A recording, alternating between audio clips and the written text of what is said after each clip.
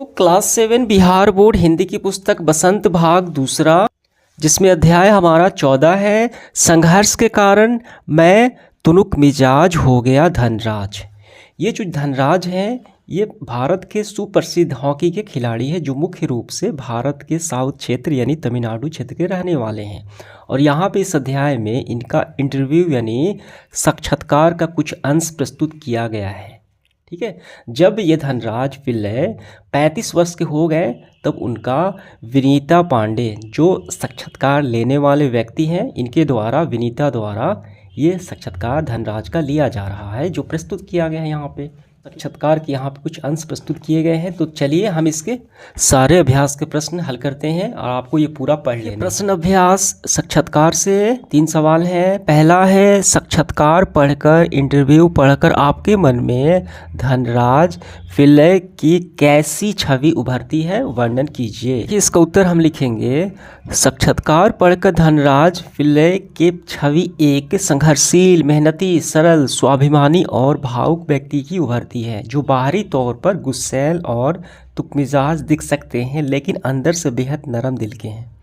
ये पूरा जो इंटरव्यू दिया गया है आपको पढ़ लेने हैं। तो ये आपका पहले का आंसर हो गया। दूसरा सवाल, धनराज पिल्लै ने ज़मीन से उठकर आसमान का सितारा बनने तक की यात्रा तय की है। लगभग 100 शब्दों में इस सफ़र का वर्णन हमें करना है। देखिए हम ऐसे वर्णन करेंगे।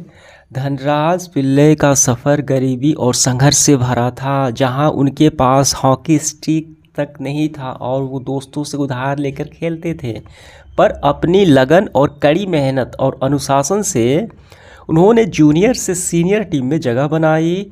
वर्ष 1998 में 98 में एशियाई खेलों में स्वर्ण पदक जीता और भारतीय हॉकी में चमकते सितारे बन गए। तो ये इनका जीवन सफ़र रहा, काफ़ी संघर्षपूर्ण रहा। ठीक है। गरीबी के अभाव में भी वो काफ़ी लगन और मेहनत से आगे बढ़ गए। इसके बाद देखिए तीसरा सवाल, मेरी माँ ने मुझे अपनी प्रसिद्धि को विनम्रता से संभालने की सीख दी है। धनराज पिल्लै की इस बात का क्या अर्थ है? इसका उत्तर लिखेंगे हम, उनकी माँ ने सिखाया है कि प्रसिद्धि मिलने पर भी घमंड नहीं करना चाहिए, हमेशा ज़मीन से जुड़े रहना चाहिए, अपने संघर्षों को याद रखने चाहिए जो संघर्ष के दिन थे और विनम्रता से पेश आना चाहिए। ठीक है, इसका मतलब यही हुआ। अब इसके बाद देखिए साक्षात्कार से आगे वाले सवाल हैं। पहला है ध्यानचंद। ठीक है, तो ये काफ़ी प्रसिद्ध खिलाड़ी हैं। खेल दिवस इन्हीं के यादगार तौर पे मनाया जाता है, मेजर ध्यानचंद। ध्यानचंद को हॉकी का जादूगर कहा जाता है, क्यों? पता लगाइए। देखिए यहाँ पे ये जो धनराज पिल्लै हैं और ध्यानचंद हैं ये दोनों अलग अलग व्यक्ति हैं। ठीक है, दोनों हॉकी से ही संबंधित हैं। तो मेजर ध्यानचंद को हॉकी का जादूगर कहा जाता है, क्यों? ये हमें बताना है। इसका उत्तर लिखेंगे। देखिए मेजर ध्यानचंद को हॉकी का जादूगर इसलिए कहा जाता है क्योंकि उनकी जो हॉकी स्टिक पर गेंद इस तरह चिपक जाती थी, उनका हुनर था, कला था। ठीक है, इतने अच्छे से वो खेलते थे जैसे उन पर कोई जादू हो। ठीक है, जिससे वे अविश्वसनीय नियंत्रण और कौशल दिखाते हुए लगातार गोल करते थे जिससे दर्शक और विपक्षी टीम भी हैरान रह जाते थे। इसीलिए उन्हें हॉकी का जादूगर कहा जाता है। देखिए दूसरा सवाल है, किन विशेषताओं के कारण हॉकी भारत का राष्ट्रीय खेल माना जाता है? इसका आंसर लिखेंगे हम, हॉकी एक प्राचीन खेल है। ये पुराने समय से भारत में खेला जाता है। सन 1928 से 1956 तक भारत ने ओलंपिक में लगातार 6 स्वर्ण पदक जीते। ठीक, तो अंततः हॉकी जो है भारत का राष्ट्रीय खेल माना जाता है इसी कारण। इसके बाद तीसरा सवाल देखिए, आप समाचार पत्रों पत्रिकाओं में छपे साक्षात्कार पढ़ें और अपनी रुचि से किसी व्यक्ति को चुनें, उसके बारे में जानकारियाँ प्राप्त कर कुछ प्रश्न तैयार करें और साक्षात्कार लें, इंटरव्यू लें। ये अपने से करना है आपको। मैं यहाँ पे स्क्रीनशॉट लगा देता हूँ। ठीक है, तो वही आपको लिख लेने हैं। इसके बाद देखिए अनुमान और कल्पना वाले सवाल।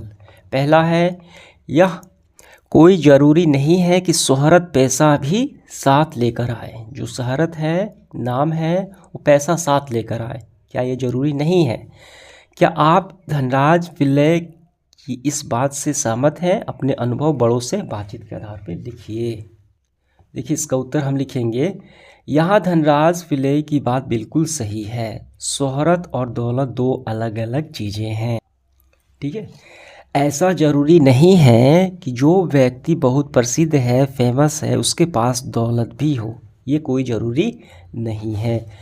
अगला है देखिए दूसरा का 3 पार्ट है। पहला है, अपनी गलतियों के लिए माफ़ी मांगना आसान होता है या मुश्किल।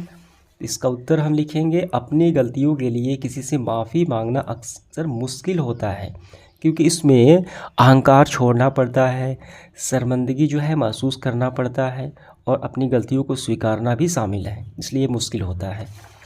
खा पाठ में, क्या आप और आपके आसपास लोग अपनी गलतियों के लिए माफ़ी मांग लेते हैं। इसका उत्तर लिखेंगे, यह अलग अलग लोगों पर निर्भर है। कुछ लोग गलतियों के लिए तुरंत माफ़ी ले लेते हैं, मांग लेते हैं, जबकि कई लोग अहंकार, शर्मिंदगी या बचाव की भावना के कारण ऐसा नहीं कर पाते। ग पाठ में, माफ़ी मांगना मुश्किल होता है या माफ़ करना, ये बताना है, अपने अनुभव के आधार पर लिखिए। माफ़ी मांगना मुश्किल हो सकता है क्योंकि यह व्यक्तिगत और साहसिक होता है, जिसमें व्यक्ति की अपनी गलती को स्वीकार करना पड़ता है, उसे माफ़ी मांगने के लिए अहंकार को त्यागना पड़ता है, ठीक है, और शर्मिंदगी को भी महसूस करनी पड़ती है। इसी कारण माफ़ी मांगना मुश्किल होता है। अब इसके बाद देखिए भाषा की बात, यहाँ पे व्याकरण है।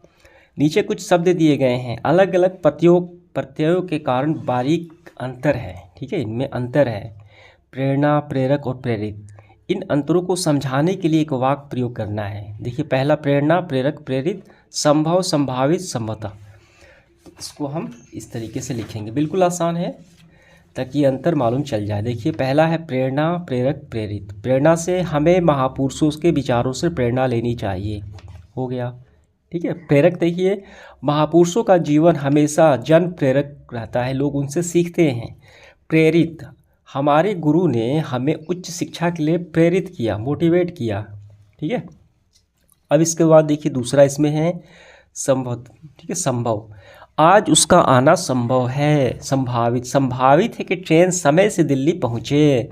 संभवतः, संभवतः शाम में पिताजी घर आए। उत्साह का देखिए, खेल के मैदान में खिलाड़ियों का उत्साह देखते बनता है। उत्साहित, मैं इस यात्रा से काफ़ी उत्साहित हूँ। उत्साहवर्धक, परीक्षा के पूर्व गुरु ने बातें जो है वो उत्साहवर्धक रही, ठीक है। अब इसके बाद देखिए यहाँ पे दूसरा, तुनुक मिजाज। तुनुक और मिजाज दो शब्दों से मिलके बना है, क्षणिक, तनिक, तुनुक, ठीक है। एक ही शब्द के विभिन्न रूप हैं, यानी पर्यायवाची शब्द यहाँ पे हमें लिखना है। इस तरीके से हम लिख लेंगे, आग, अग्नि, ज्वाला, चांद, चंद्र, चंदा, समुद्र, समंदर, दरिया, मातृ, माता और माँ।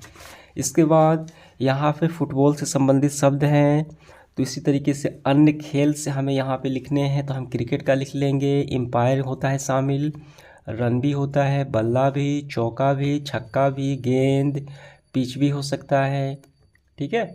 इसके बाद आउट भी हो सकता है, नॉट आउट भी हो सकता है। बहुत सारे शब्द आप लिख सकते हैं क्रिकेट से संबंधित। तो इस तरीके से हमारा सेशन समाप्त हुआ। धन्यवाद।